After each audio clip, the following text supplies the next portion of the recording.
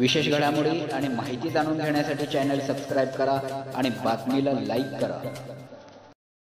नमस्कार। Sir audio चली गई।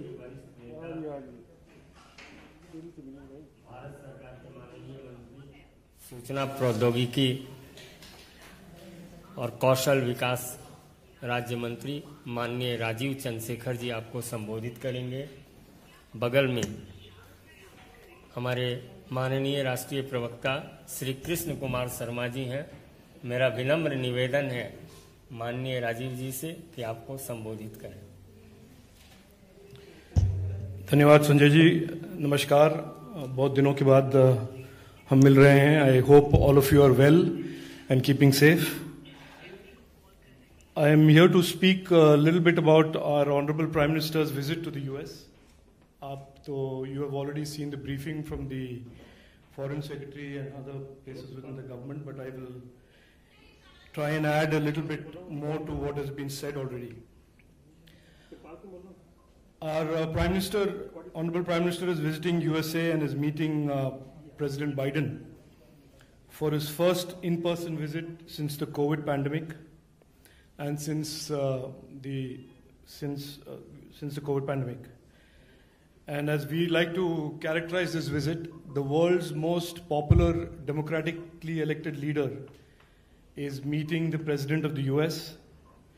दुनिया के सबसे लोकप्रिय डेमोक्रेटिक इलेक्टेड लीडर मिलेंगे दुनिया के 3 मशहूर लीडर्स, ऑस्ट्रेलिया के स्कॉट मॉरिसन, जापान के सुगा जी और प्रेसिडेंट बाइडेन के साथ। He will, as the government has already announced through the Foreign Secretary, our Honorable Prime Minister will also meet Vice President Kamala Harris and discuss, amongst many other things, with the US administration and at the Quad, terrorism, critical and emerging technologies, cyber security, education, etc. But इसका अगर हम थोड़ा back story देखें, over the last 18 months, India has fought and is fighting along with the rest of the world and slowly but surely prevailing over the unprecedented challenge of the COVID pandemic.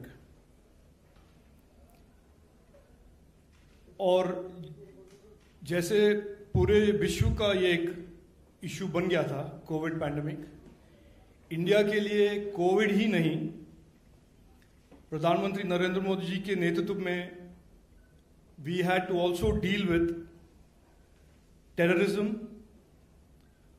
और and expansionism. Covid, आतंकवाद, विस्तारवाद से हम लड़े हैं और हमने प्रधानमंत्री मोदी जी के नेतृत्व में हमने इन तीनों इश्यूज को डील कर जीता भी है।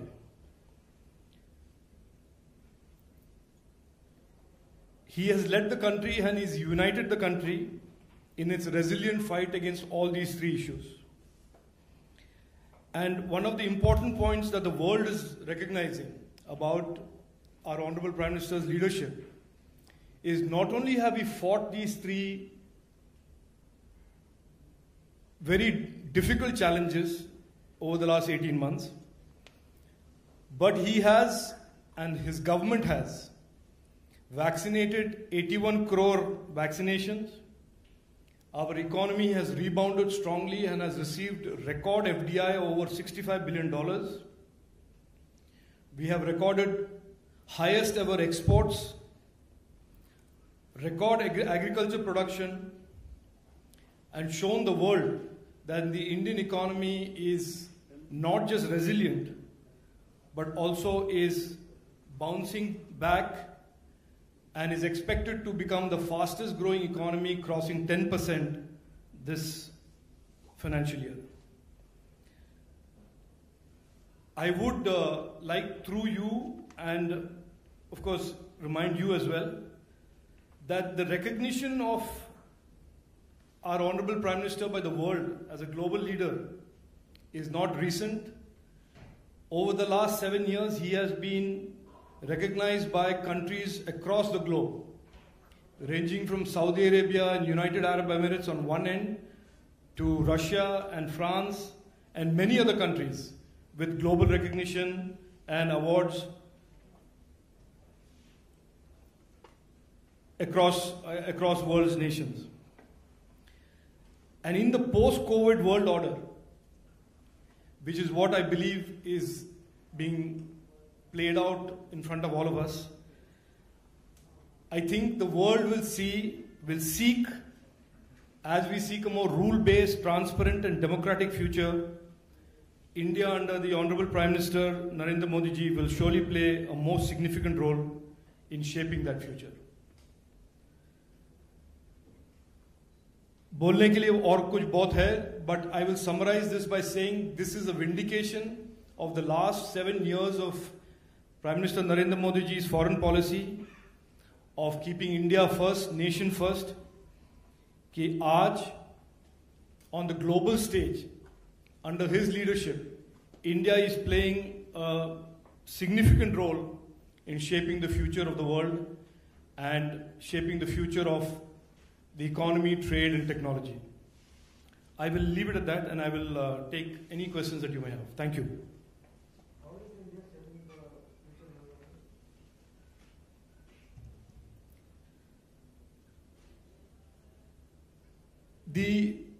Everybody today recognizes that in the post-COVID world, there are going to be tectonic changes in the way we view economy, trade, bilateralism, and in all of these areas, our economy, our surging strengths in terms of attracting investments will shape the future of supply chains.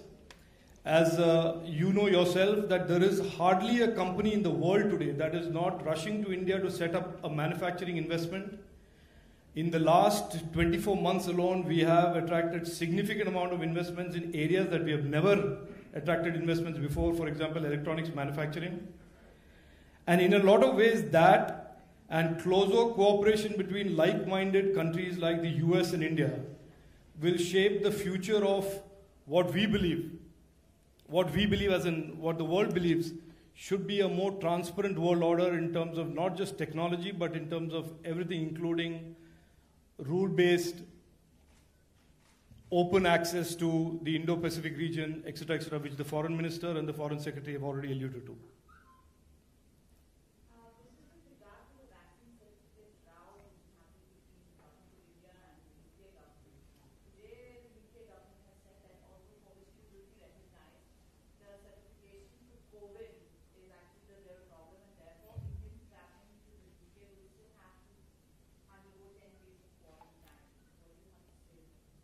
Look, I don't want to get into too much detail, and I have a habit of not getting into trespassing into areas that I'm not terribly knowledgeable about.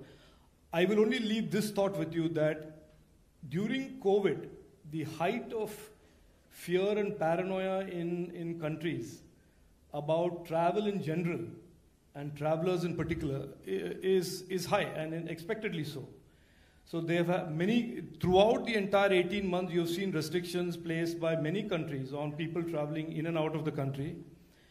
And as countries get more confident, and I'm not speaking on behalf of the health minister or indeed the external affairs minister, I'm only speaking as somebody who I think commonsensically can respond to this. I think these things have to evolve as the assessment of risk of the disease gets mitigated over time. Till such time, every sovereign government, every sovereign country will take decisions which they believe are in the best interest of their people. And I put it down to that. I don't think this is anything more than that, and I'll leave it at that.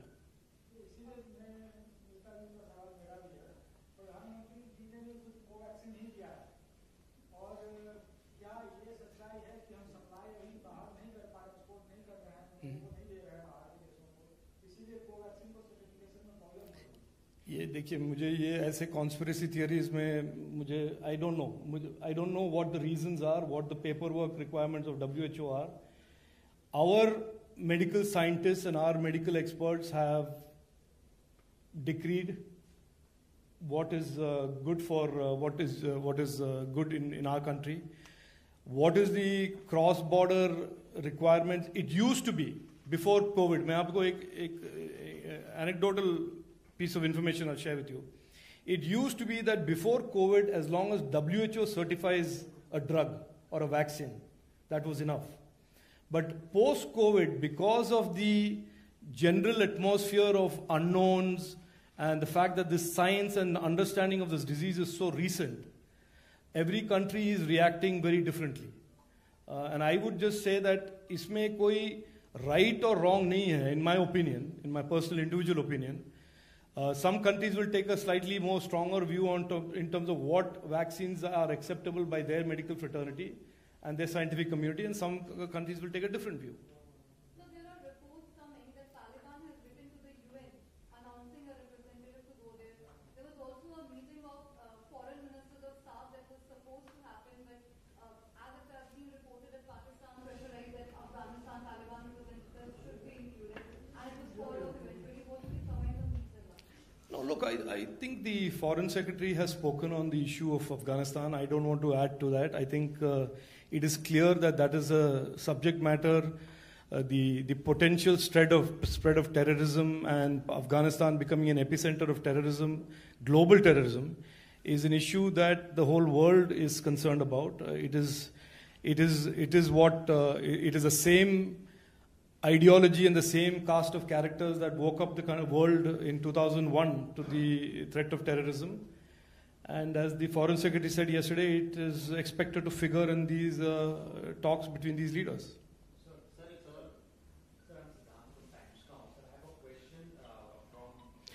May I request something? I think, I'm here essentially to talk about the trip.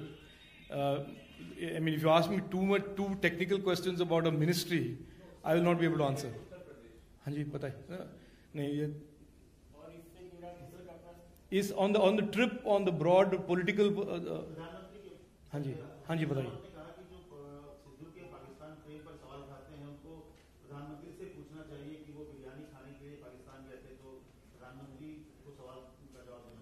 किस सवाल का कि बाजवा भाई है